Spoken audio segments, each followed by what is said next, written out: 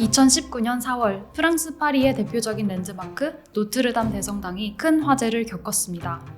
세계유산이자 오랜 역사를 간직한 이 성당이 불타는 모습에 많은 사람들이 충격을 받았죠. 그로부터 5년 반이 지난 2024년 12월 8일 노트르담 대성당이 마침내 다시 문을 열었습니다. 노트르담 대성당은 어떤 과정을 거쳐 다시 제 모습을 찾을 수 있었을까요? 그 과정을 여러분께 소개합니다.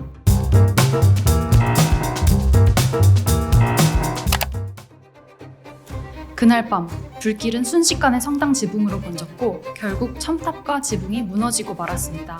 화재 원인은 아직까지도 명확하게 밝혀지지 않았지만 당시 보수공사가 진행 중이었던 첨탑 근처에서 불이 시작된 걸 보면 실수로 인한 화재나 전기 합선이 원인일 가능성이 크다고 해요.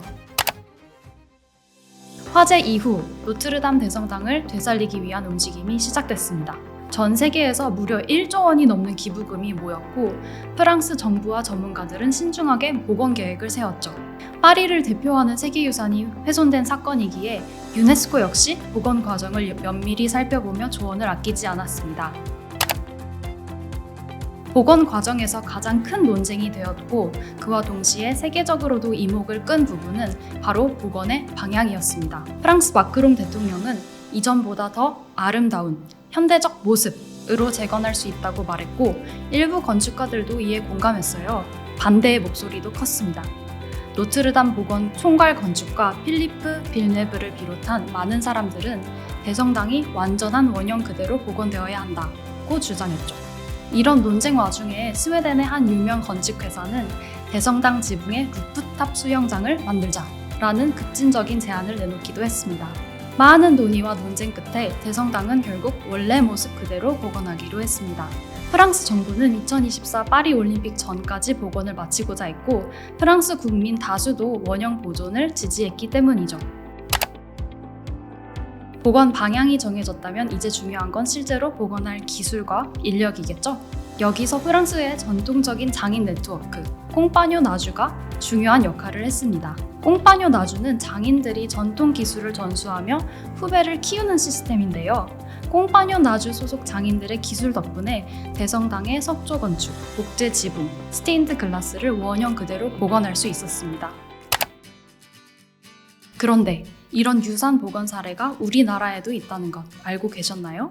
1997년 유네스코 세계유산으로 등재된 수원 화성 역시 오랜 기간 동안 훼손됐다가 복원된 세계유산입니다. 원래 조선시대에 지어진 성곽이지만 6.25 전쟁과 도시 개발로 인해 상당 부분이 파괴됐었죠.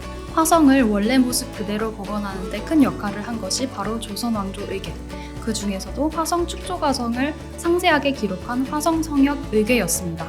성곽의 정확한 위치와 축조에 사용된 기술, 재료뿐만이 아니라 공사에 참여한 장인들의 이름과 보수까지 모든 정보가 담겨있던 이 기록 덕분에 화성은 복원 이후 그 완전성과 진정성을 인정받을 수 있었던 것이죠. 이처럼 노트르담 대성당과 수원 화성의 복원 사례는 유형유산과 무형유산, 그리고 기록유산이 어떻게 서로 연결되어 있는지를 보여줍니다. 또한 유산을 지키는 일은 단순한 물리적 복원만이 아니라 전통과 문화를 함께 보존하는 과정이라는 걸 보여줍니다. 노트르담 대성당과 수원 화성, 이 두 곳의 복원 사례는 하나의 유산을 온전히 보존하기 위해 유형유산, 무형유산, 그리고 기록유산이 어떻게 어우러져야 하는지를 잘 보여줍니다. 단순히 건물을 복원하는 것이 아니라 그 안에 담긴 기술과 역사, 사람들의 노력까지 보존하는 것이 중요하죠.